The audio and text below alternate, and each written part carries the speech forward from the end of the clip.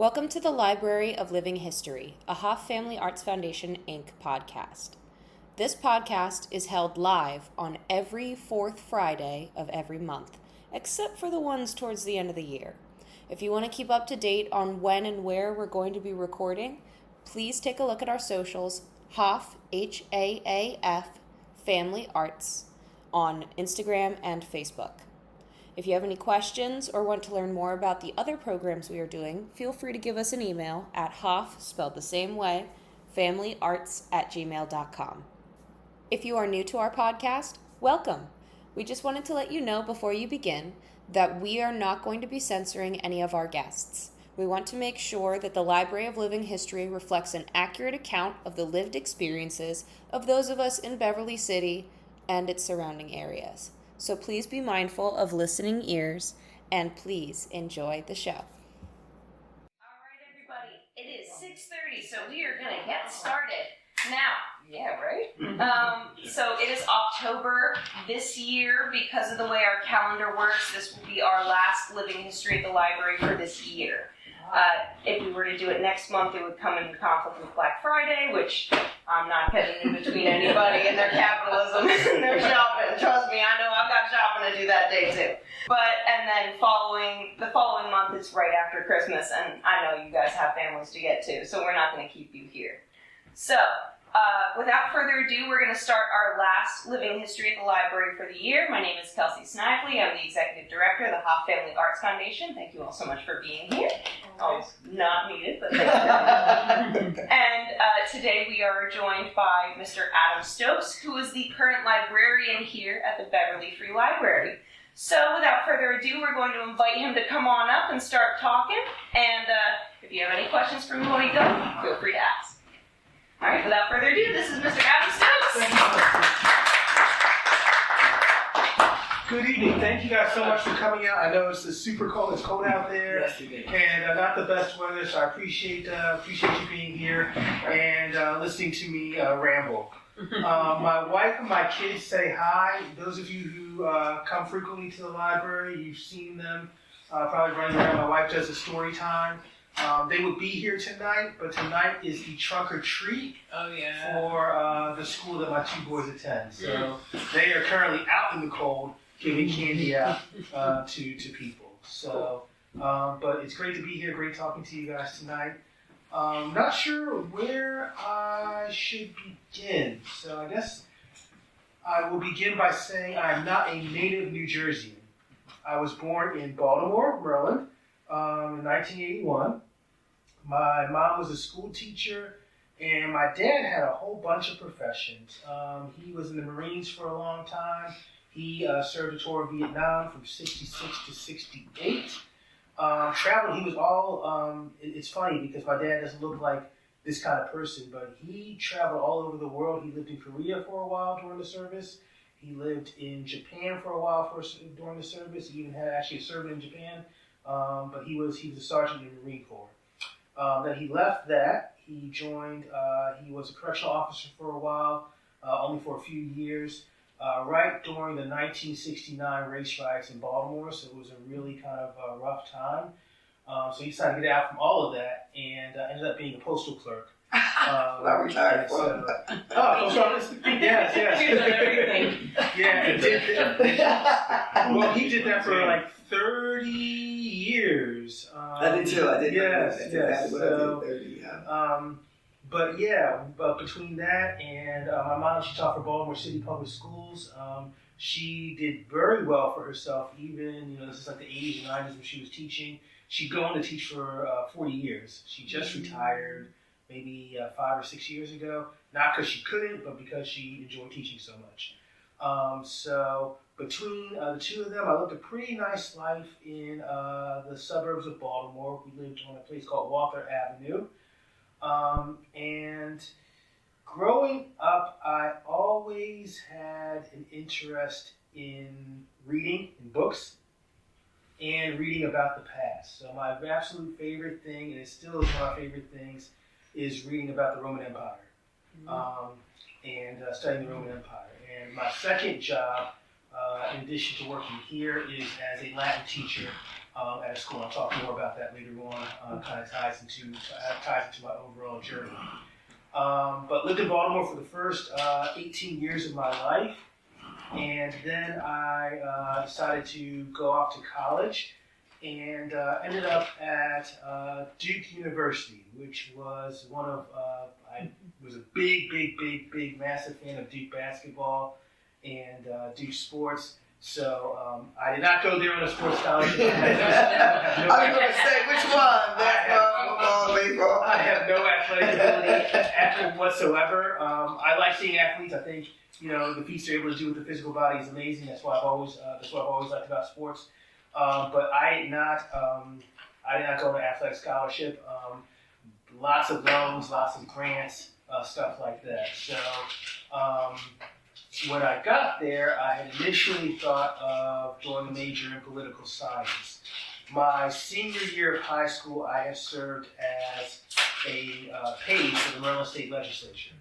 I used to give Kathleen Kennedy Townsend, who is Robert Kennedy's daughter, who was also the governor of Maryland at the time, I used to give her coffee, basically fixed coffee, which is not, it's not a big deal, but it actually connected me with a lot of the big wigs in Maryland politics. And so I thought about becoming a politician myself at some point. And then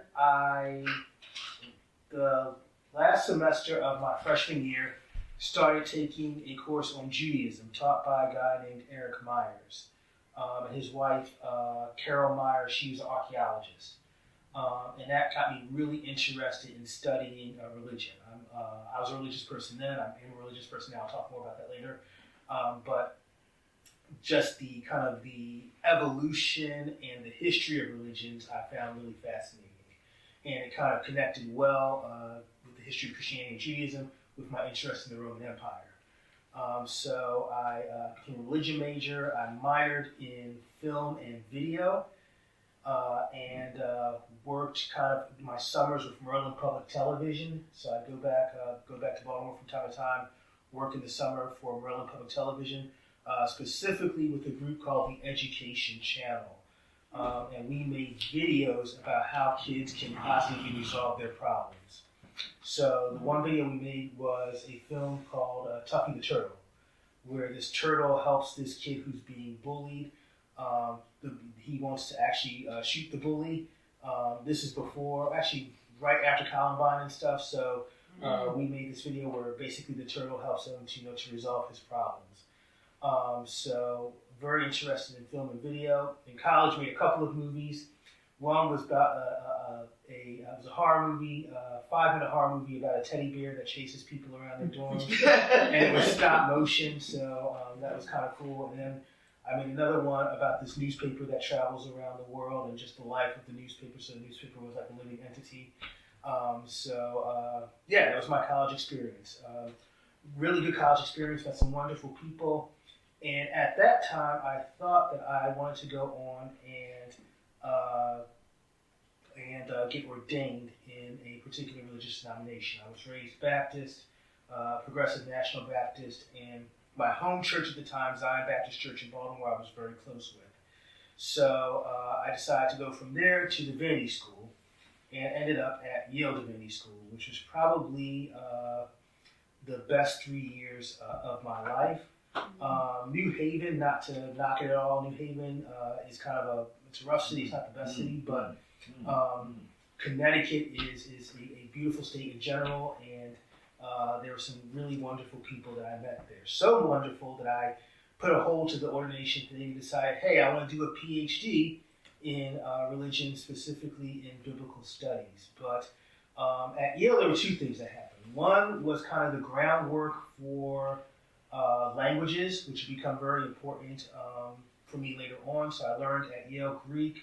I'd already knew Latin in high school from my Latin classes there, but I learned Greek, Hebrew, Aramaic, German, French, etc. That kind of laid the groundwork for everything. One other thing that Yale did, and I didn't appreciate till years later. So I was flat broke at Yale, taking out grants and stuff like that. The only money I ever had was by working at this small social science library down the street. So I started working at the circulation desk there, and it made me fall in love literally with being a librarian. Wow. And I remember my boss saying so much, "You like this job so much, you should become a librarian, go to library science school." And I was like, "No, I want to do a PhD in biblical studies. I'm not gonna do that right now." So, so after graduating from Yale, I decided to do a PhD at Princeton STEM, and this is where the story becomes a little bit tragic. I'm sorry. Yes. A PhD in what? Biblical studies. Okay, I'm So, sorry. Hebrew Bible, Old Testament. Mm-hmm. Yes. So I attended Princeton, and I was there. I'm kind of embarrassed to say how long I was there. It was a long time in my life, but it just wasn't a place that I ever connected with. I struggled there, transitioned from a master's program to PhD level, which is very, very strenuous, very, very rough, and didn't really have a good rapport with my advisor. And so years after working on this, I'd even written my dissertation, and this just wasn't working out. And so I kind of had falling out with my advisor, and I decided I had to leave the program. This wasn't working for me anymore. I just had to go. So I remember by this time, during Princeton, I had met my wife, Daphne. She was at law school at Temple. So we met through mutual friends. And a couple years later, in 2012, we would get married. And in 2013, our first son, Grayson, you guys have probably seen him in the library. He was born. Grayson's a type 1 diabetic. He wasn't diagnosed till he was five years old. But if you see him walking around, you'll sometimes see something attached to him. It's his pump. And the other thing that's attached to him is his Dexcom, which reads his blood sugar. So every 3 days, I change his pump, and every 10 days, I change his glucose reader. So that's been our lives for the past, 6 or 7 or 8 years. So we've gotten used to it now. He's used to it. I don't think he remembers the time before it. But anyway, so what was I saying? When I decided to leave the PhD program, I didn't know what in the world I was going to do because I had been so focused on this. I knew that a career in academia was where I thought the universe wanted me to be. So this was June or July 2015. And I just started applying for jobs anywhere. And I ended up getting a job at a charter school in West Philadelphia, teaching Latin because I knew languages. So they wanted me to be part of this Latin program. It was my first job ever teaching teenagers. And I taught before. At this time, I did have one job. I was teaching at St. Joseph's University as an adjunct, teaching in their theology department. And so that brought in money, but it wasn't really that much, really. My wife had just gotten out of law school, and so she was looking for jobs. She does very well now, but back in the first, second year out of law school, not doing so great. So started teaching at this school, and it was, how can I say it? It was an experience.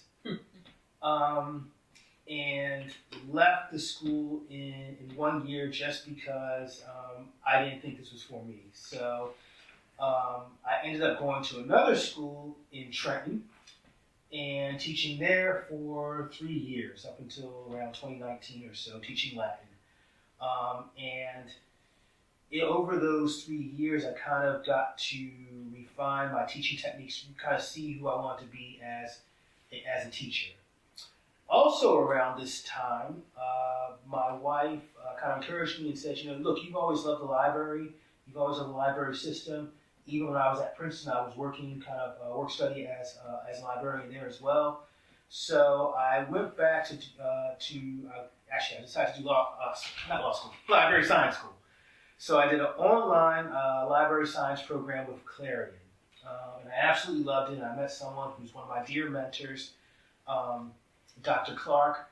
Had a lot of great experiences, great times with her, but just absolutely loved library science school.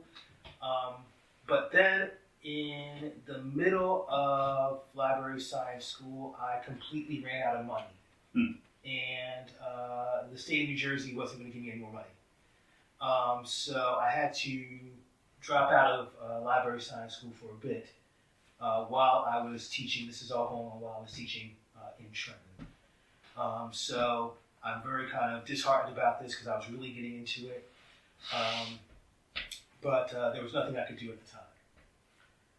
A couple years later, in 2021, my dad passes away. He had dementia for a few years, and then his health just deteriorated. It's really weird because he was 75 when he passed, and up until I would say until he was like 73 or 72, this was like the buffest, strongest man that I've ever seen. And then he just immediately just started to deteriorate. It was very sudden. It was unexpected. But he passes, and he leaves me. He provided for his family very well in life and in death, and so he leaves me with a little bit of inheritance, and that allows me to complete library science school. And so I completed with a focus on archives and special collections and preservation, and also a minor in children's books. So I finally have that degree, and I start teaching at another school. This time, the Lawrenceville School up in Lawrenceville, New Jersey. Some of you probably heard of it.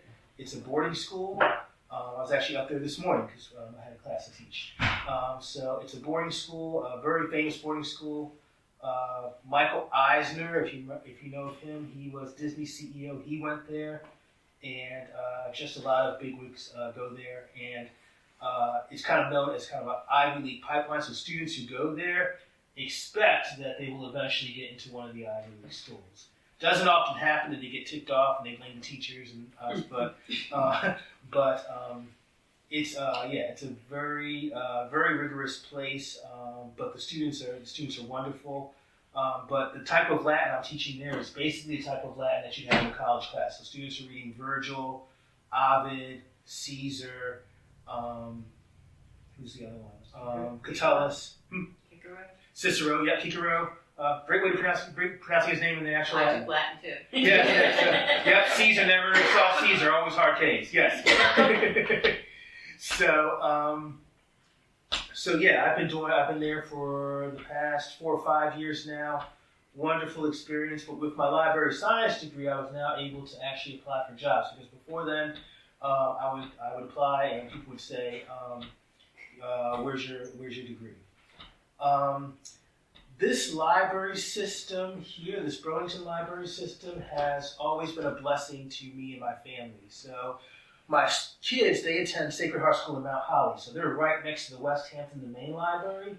And we've been going there for years, I would say over a decade now. Even when our finances were very hard, the library would have activities and events that would always make us happy. And I said that if I was ever to become a librarian, I wanted to be the type of person who would provide events and activities for people, because the library really is kind of a lifeline for many people, and there have been so many people who have benefited from libraries in various ways. So that was kind of an inspiration to me, and we used to come to this library because it's right down the street from where we live on Green Street, right near the Veterans Cemetery. So we would come down here all the time. The kids would come in here, and I just fell in love with this library. This was years even before I got this job. I just fell in love with this library, its quaintness, just kind of the homely feel, the atmosphere that it has. Absolutely loved it. So a couple years back, Juliana Fina Craig put out a advertisement for a job here, and my wife was like, "You better jump on that." So within 30 minutes of seeing the advertisement, I sent my resume and everything. And so I interviewed with Juliana, and Juliana was like, "This isn't we don't pay much, but there's a lot of opportunity here. We're looking for someone to really kind of revitalize the library, and I jumped on this. I said absolutely. So it's been an excellent balance between teaching Latin and working here at this library. So I teach in the mornings, and then I'll come down and work in the library in the evenings. But it's been a really good experience. I've met you guys. I've met so many wonderful people, and so many people have been blessed by this library. One of the things I've tried to do is increase kind of children participation. So we'll have a lot of activities geared towards kids. So Legos, games. We have a chess club that's open to anybody that we started recently. We have story time for the kids, and that's really brought in a lot of the kids in the neighborhood. And this is where they need to be, because there's a lot of influences out there, and not all of them are great. So the kids being in here, I love it. I've had experiences in the past where if there's babies in the library or little toddlers running around, people will get upset at that. I don't get upset about that. I love seeing the toddlers. I love seeing the babies run around. We had a baby the other day who's last night, who was running around. His parents stayed till 8 o'clock, and that's the kind of stuff that I love to see. I can't stress how much this job has just been so amazing for me, and I think amazing for people in this area. I have several people who have come in. There was a guy who came in with his girlfriend, and every day they would do job applications. And I saw them, so they were here for at least like half a year. And so when I was at Barnes & Noble in Morristown, and I saw the girl, and she was like, "Thank you so much for all your help with the applications." My husband we were homeless, oh. And my husband got a job that now pays $150,000 because of the job applications that we did here. So I was very happy to just to help them with that. And yeah, there are so many stories I can tell about people who you think they're just playing on the computer or looking around, but really the library is a lifeline, and it's a way for people to get back on their feet. Life kicks us all down. Life beats us all down. But if we have people around us who can support us, or people who are willing to give us a chance, then we can make it. So that is basically my life story. We've been residents of Beverly for we moved here in 2018. So we've been residents of Beverly for 7 years. My wife is Haitian, but she was born in New Jersey, went to Haiti for 5 years as a little girl. It was kind of bad because it was baby or Papa Doc, maybe Haitian history, one of the dictators, so she came back, and they lived in Riverside for 20-some, 30-some years, and that was our first date. So I met her at Temple, but then our first date was at the Chili's. I don't think it's still exists. I think it's the Crab Shop now. The Chili's in Delran. Yeah. Which was even closed down. Yeah. Yeah. Crab Shop. That's closed down too? Mm-hmm. Oh wow. Oh wow. Yeah. We I still go to that shopping center where the Target and stuff is. So with my kids and stuff. But yeah, that was the Chili's was the first date that we had. So we love this area. It's funny because I thought that before I met my wife, all I thought that New Jersey was the Turnpike, Princeton, and Shore. In all terms. Yeah, and the Shore. Princeton and the Turnpike. Yep. And so I didn't understand how beautiful New Jersey was, how much land is here, and how gorgeous the state was until I met my wife. So we decided to settle roots here. In Beverly. So we were thinking living in Riverside. There was a house we were looking at, but it kind of fell through. So we were like, how can we get as close to this area as we can? And so we ended up in Beverly. So yeah, it's meant to be. So, and we've really enjoyed being here. We've really loved being here. So So yeah, that's my life story in a nutshell. Like I said, I'm sorry, my kids and my wife aren't here. They'd be able to tell you more, but they give their regards. Where's your wife practice law?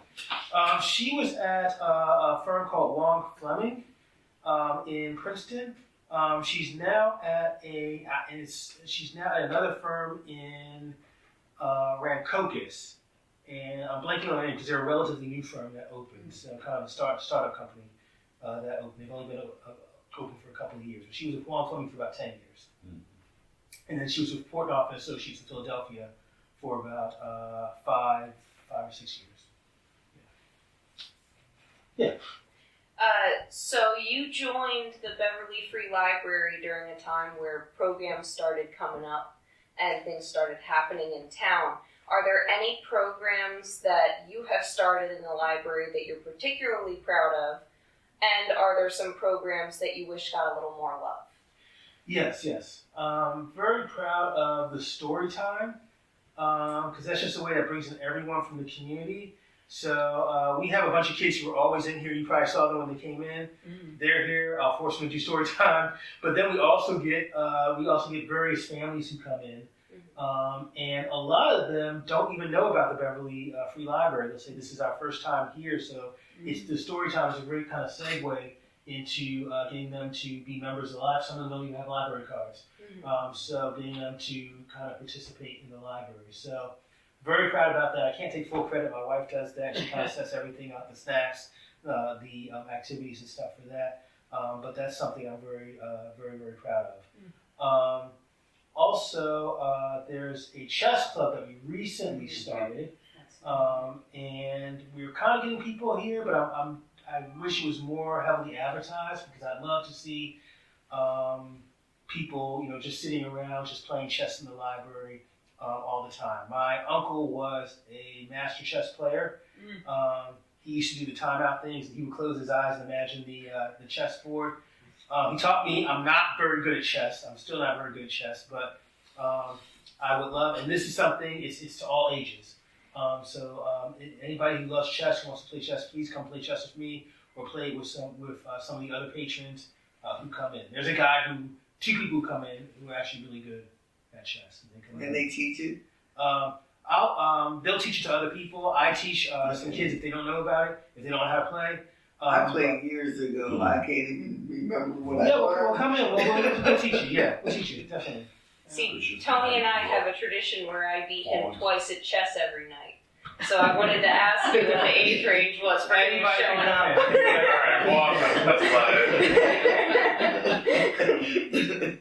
Yes, sir. Adam, what's your take on a trend toward banning books? It seems as though one person has to object, and the school board will say that book is now banned. Yeah. What is your take on that? Yeah, great question. I don't think I'm really an opponent of banning any type of books. I used to, back in my teenage years, I talked about how I was a very religious person. And I was, in many ways, kind of, in a negative sense, I was very kind of fanatical in my religion. I'd be like, this needs to go, that needs to go. Anything that didn't agree with me, I chucked out the window. And so, you know what? From that, I felt miserable because you put yourself in a box, and when you ban one thing, it's easy to say it's not. What am I trying to say? It's a very short step before you're banning everything. If you're saying this is bad, then it's a very short step before you're saying everything is bad. So I don't believe in banning any type of book, even if they don't follow my political preference. I think that libraries are the backbone of Western civilization. They are places, they are storehouses for all of the literature, all of the history that we have written. If you look in the Middle Ages, for example, and in Roman times, I tell my students this, the library was the backbone of the community. I think it still is, but everything that we have, the reason that we have Caesar and Cicero and Virgil and all those writers and all those ancient writers is because of libraries and preservation of them. So a library needs to contain everything. It needs to contain the good, the bad and the ugly. The only thing that I would object to if a particular book was related to child exploitation, that I would censor. That I would say has no place in the library. But anything else, I think has place in the library. So I'm not totally against banning books, even if they're given their political preference. If they're right, if they're left, whatever, if they're middle, they all should have a place in the library. I'm proud to say my wife has a shirt that says, "Today is a good day to read banned books." Yeah. You know my wife, she's in here every week. One of the jobs I did in between this and my library science degree, so there was an internship that I could do, and I was an archivist. I was a digital archivist for Chicago Public Television, and I was also a archivist at Lawrenceville for a few months. It was a little internship. And the Chicago one was really interesting because I got to digitally archive a lot of materials related to the Great Chicago Fire. But the internship I had as an archivist at Lawrenceville was interesting too because we would put out exhibits of basically banned books. So that's something I should do here, but we would have an exhibit of basically first publications of banned books, George Orwell, first printings of George Orwell, first printings of other books. I think that's something I'll do here at the library. Put out banned books from a variety of sources. So I know Barnes and Noble used to have a table of yes, banned books. Yeah. I thought it was interesting. In February, I went to Key West, and one of the places my sister and I had on our absolute had-to-do list is Judy Blume's bookstore down there, and she actually has a whole section for banned books. Wow. Is Judy Blume still alive? Yeah. Okay, how old is she? Must be in the 90s. She's old. Yeah. She wasn't there that day, but she shows up a lot, and there were relatives of hers there. My wife loves Judy Blume. My wife absolutely loves Judy Blume. She says that when she was a girl, there wasn't any, and she wouldn't mind me sharing this. Basically, in the culture, you're supposed to basically stay silent. So she's like, I'm a girl, I'm developing, and I have nobody to tell me what in the world is going on. So Judy Blume kind of taught her everything. So she absolutely loves Judy Blume. We have her books. She that's a major part of that bookstore. I brought a bag back that is just a tote bag, but it has all the names of all these banned books on it. And I have a bookmark from there, and she had an entire section of this small bookstore that was just nothing but banned books for sale. Wow. I have to make it down there sometime. I was close. I was in Miami a couple months back, so one of these days. We're looking forward to our daughter. She is having a book published, and it's all about inclusion. So we know that her book is going to be banned at some point. And we're proud of her for that. Or in Idaho. Yeah. She's really been in trouble. Let us know if she wants pins. We'll make some. That's great. That's wonderful. I should mention, didn't get the PhD, but it taught me how to write like an academic. I have a couple of books that I've actually published. One of them is over there. I meant to bring them in today, and the time just got past me. But I have 2 books on the Old Testament that I published through Cognella Press. And they were books that I used when I taught theology at St. Joseph's University. So one is called Perspectives in the Old Testament, and the other one is called The Latin Scrolls, which is it gives the Latin text and then the translation from the Latin Vulgate of selected books from the Vulgate. The Vulgate's the Latin Bible, so that was the medieval Bible that was basically used for 1,000 years. So I have a couple of books out, I have a bunch of articles that I've written, and I do presentations from time to time in classical studies, Mormon studies, Mormon, and other things. So, that's great. When's the book coming out? The exact date? We don't have an exact date. Okay. Probably by December, hopefully. Okay. Let us know and send in a copy. I'll make sure it circulates. Yes. Please. So, writing is one of the things that I love to do. So, how long has she been writing for? This is her first. It's her first book. Okay. But she's working on a second. working on things for a few years. Okay. Wonderful. I look forward to reading that. One of the ways that you can direct a person's interest in books is just what you have done here by displaying books. Mm-hmm. Particularly kids.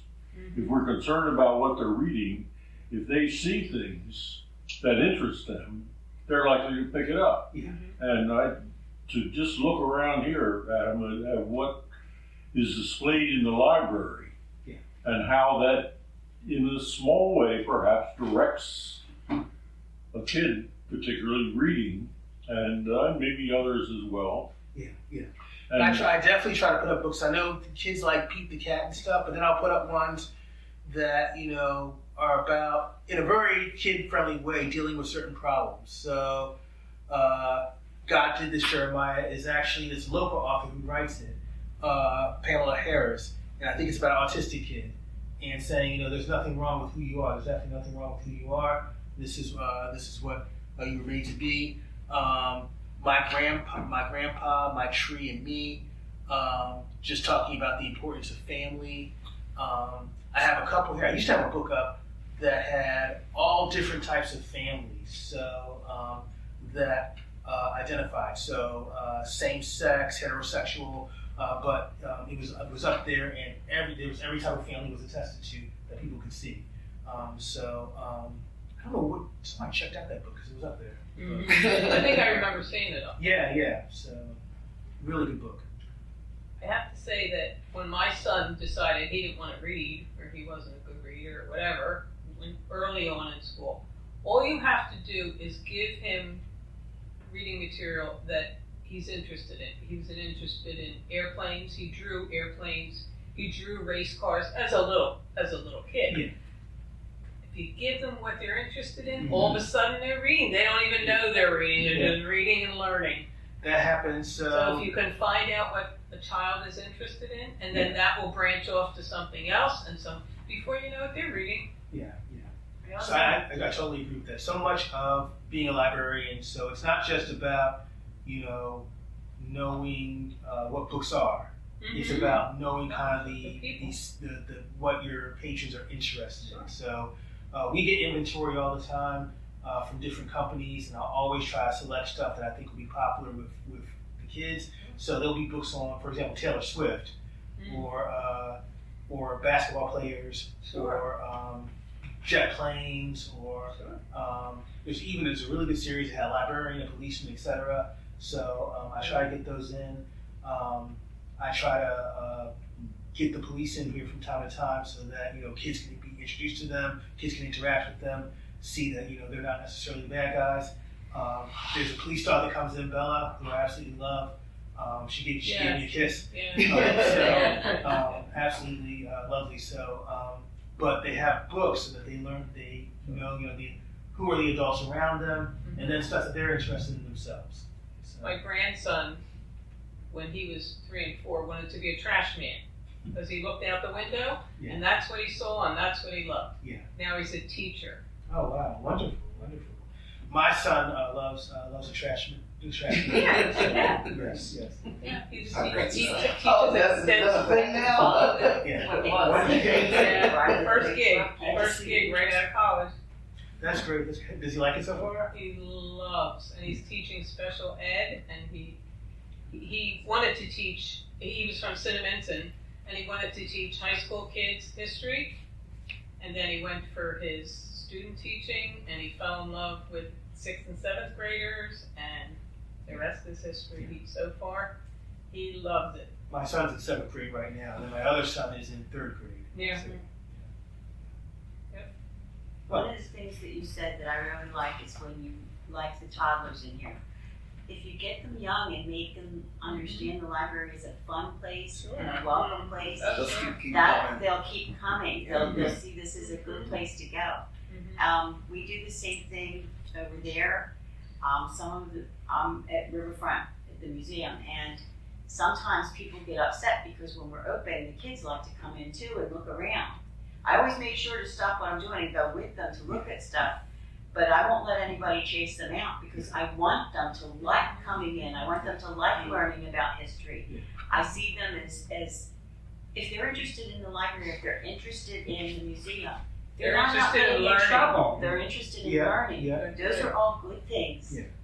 And it starts with the parents. Yeah. It starts with the parents. The parents bring them to the library. Yeah. The parents bring them to the museum. But there's now a whole group of kids that come here Sure. without their Sure, because they've grown up. Mhm. But they knowing come, what they they- come over with us too, and I'm glad because better that they're with us Yeah. Sit out there in the streets. than out somewhere else. What you said about bad influences is absolutely right. Oh, of course. Dennis used to, he told a funny story. The kids would come in and they went to the Civil War stuff and tried to pick up the sword. Dennis was like, no. It's actual I actually had to remove a couple things because it got a little worried about them playing with them and put some things away. But for the most part, I like showing them things. There's Yeah. nothing really dangerous over there. We kind of gave it to a more military museum. Yeah.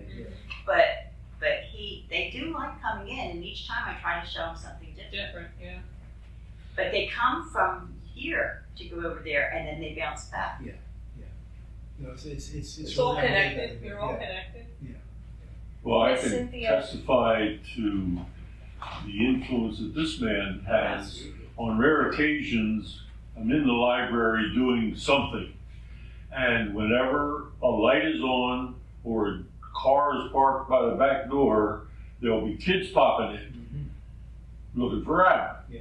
Well, sorry, he's not here now, but the library is open. It's up but They're looking for Adam. they see something that if there's a chance that it's open, they're here. Yep.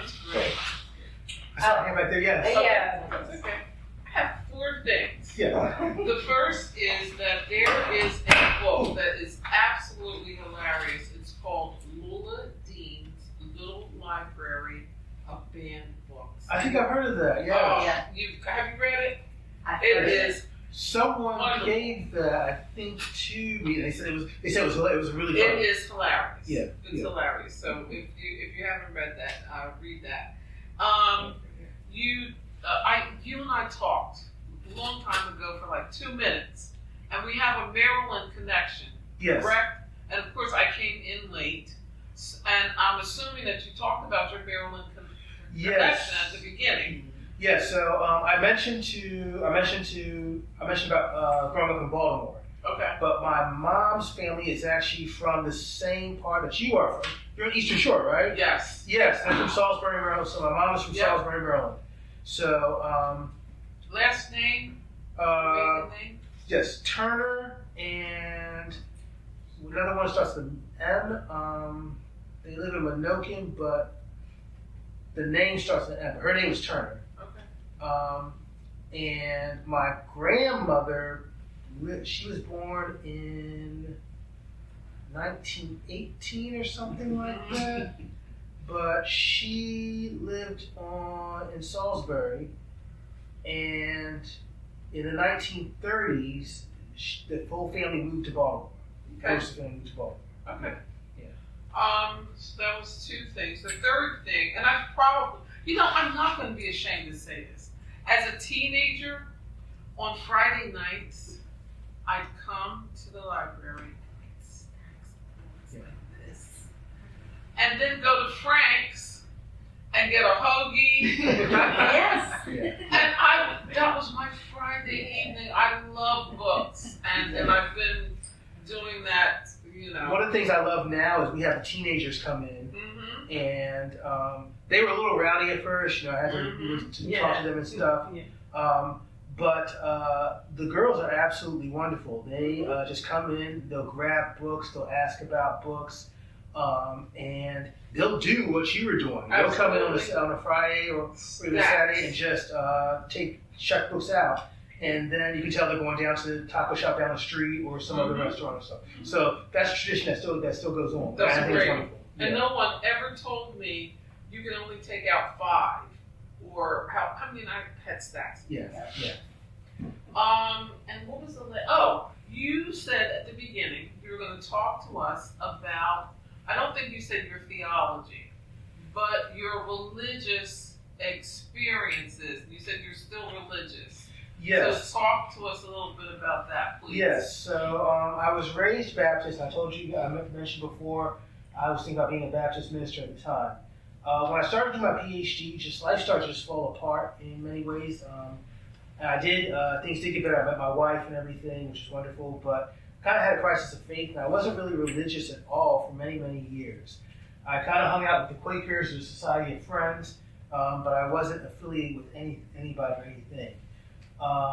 And then towards the end of my PhD experience, I started to hang out with the Latter-day Saints and get involved with them. So I'm not part of the Salt Lake Church, even though I have many friends there. And I was actually in Salt Lake. I was in Utah about 2 months ago, and we visited the church museum and saw copies of the Book of Mormon and stuff.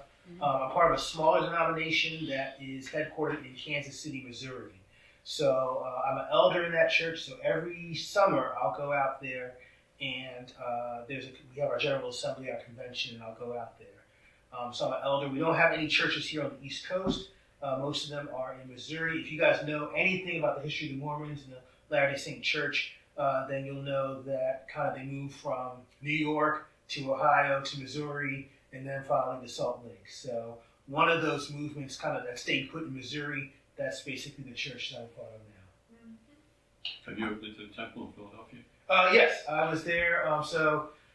They opened it up to everybody before they consecrated. Yeah, before they consecrated. So I was there. I took my son. He was very small. So I got to see the whole temple, and right before they consecrated. And I've been to I've been to the Washington D.C. temple.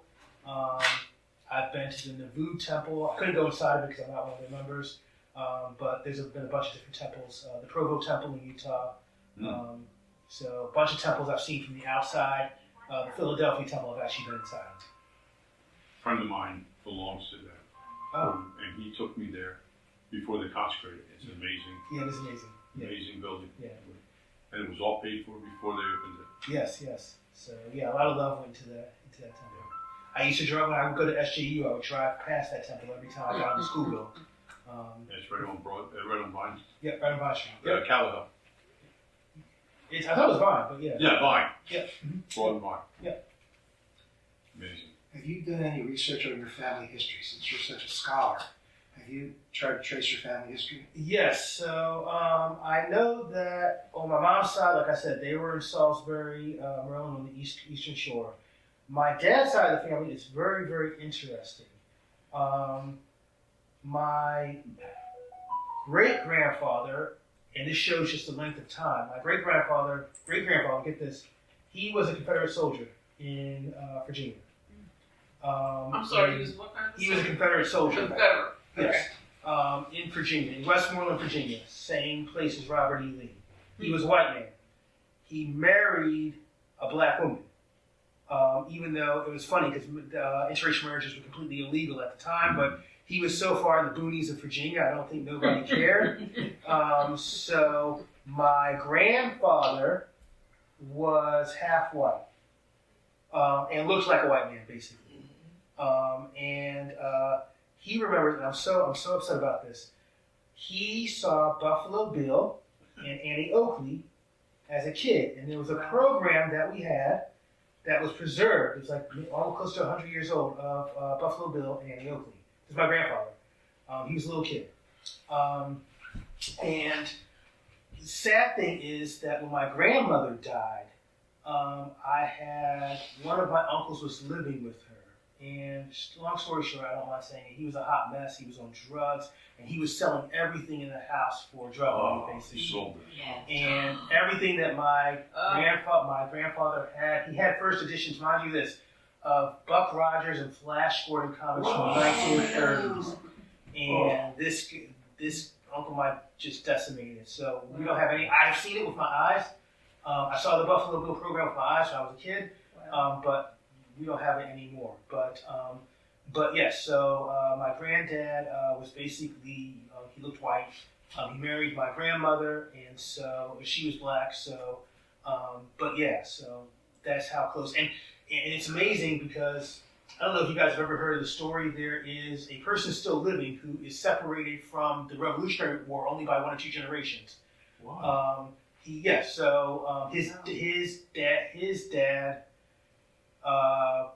His grandfather had kids late in life, but his very late in life.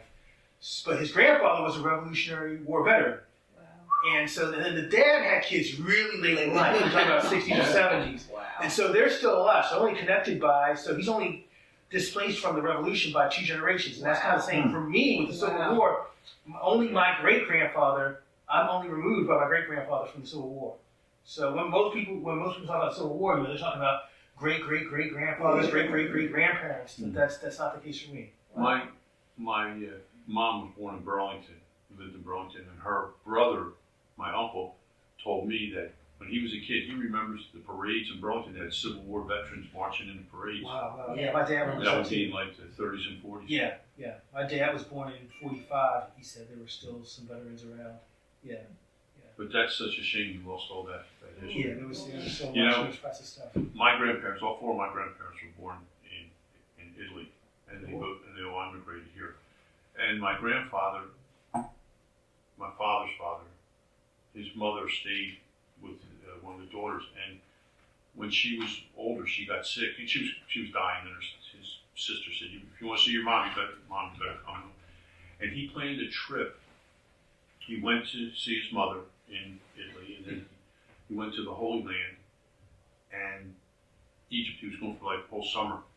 And I have a picture that I found that was since my mother and father passed away, of my grandparents sitting on camels in front of the pyramids of Giza. Oh, wow. And I have that picture. Whoa, that's amazing. I won't let anybody touch it. Yeah, don't. Yeah. I mean, my cousins ask me, "Hey, whatever happened to that picture of grandpa?" I got it. Yeah, that's amazing. Well, I should say one of my favorite places. So I've lived all over the world. Even when I was on my PhD, one of the places I loved the most was Heidelberg, Germany. But possibly my favorite place is Rome, Italy. Wow. And I was there a few years back with my wife.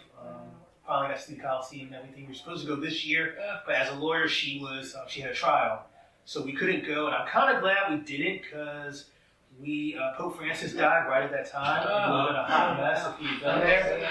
So I'm glad about that. But one of my things, I guess it connects to my Roman history thing. I'm also a very big fan of Italian and Russian history. I'm currently in the process of learning Italian right now with the guy who lives in Rome. Well, that's easy with Latin, you know. Yes. I also have a picture. My younger brother was in the Navy, and he was stationed in Sicily, in the NATO base at Sigonella. And my mom and dad went over to visit him, and he traveled. He got time off. He traveled to Italy, and I have a picture of my father. He was, I think, 51 years old then, and he was standing in front of the Coliseum. Oh, wow. And he traveled all through Italy. My picture that I put up when I'm teaching, when I plug in my laptop, is a picture of me in front of the Coliseum. And I'm sweating like we were there in July, so I was sweating. I was like a stick of butter. Just like, but I put that up there. And I've had that picture for years to just tell kids, you can eventually go anywhere you want. Right. You're not confined. And, I used to, when I was teaching in Philadelphia and teaching in Trenton, had some wonderful students, but they just thought that was their whole life, their whole community had to be confined to that place. And I'm like, there's a whole world out there. And one of the things I was trying to teach them is that through kind of Latin and through Roman history, is that you can travel and you can see the whole world. And some of my students really picked up on that. I've had some of my Trenton students, they've been to Morocco, they've been to Jordan, and they've been all over the world. So that's because of you. That's wonderful. Was it Trenton Catholic Academy that you taught at?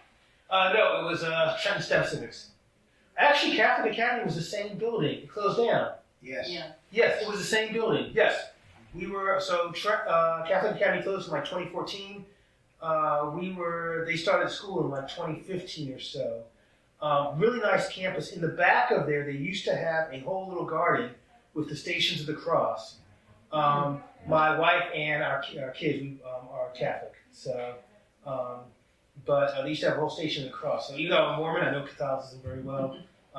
Teaching at St. Joe's as well, the Archbishop had to write a mandatum for me to teach since I wasn't Catholic, so it's kind of fun. yeah, there was a whole garden area back there. Absolutely lovely. But STEM Civics is where I used to teach. It's closed down now, so I don't know if what they're going to do. What did you say? STEM? The school was called STEM Civics. That's what my grandson teaches. Her grandson teaches STEM school in Montclair. Okay. Okay. Yeah. Edwin Buzz Aldrin STEM school Oh wow. in Montclair. I think. Oh, I think I know exactly where it is. So Cool. my sister-in-law is a pastor for the Methodist Church at St. James Church in Montclair. The Buzz Aldrin School. It's kind of a classical-looking building. Okay. Is that correct? It's across the street from the train station in Montclair. Not sure, I've never been there. Okay. We went to the college, we never went that area. So. I think I know exactly where it is. Okay. Yeah. Cool. Montclair's a gorgeous area too. It is. Yeah. He's very fortunate. Well, we are coming into our 1 hour mark, so we're going to give you the same question you've heard probably for the last year and some change. No problem. Go for it. If you have any advice for the youth of today, what would it be? Or if you have any advice for anyone who hasn't tried or used their public library yet, what would you tell them to get into? My advice, I remember being a teenager, and I mentioned this before, being so rigid about everything. My advice would be to young people, open yourself up, even to a perspective that may not be what you were raised with, what you're used to. Don't confine yourself. Be open to a variety of perspectives, because that's what's really gonna, make you see the world in all its beauty, and really jumpkick your life. And I think that the library facilitates that, because the library has books from a variety of different perspectives and views. So I would say, read everything. Yes. Well, thank you so much, Adam, for joining us for our last.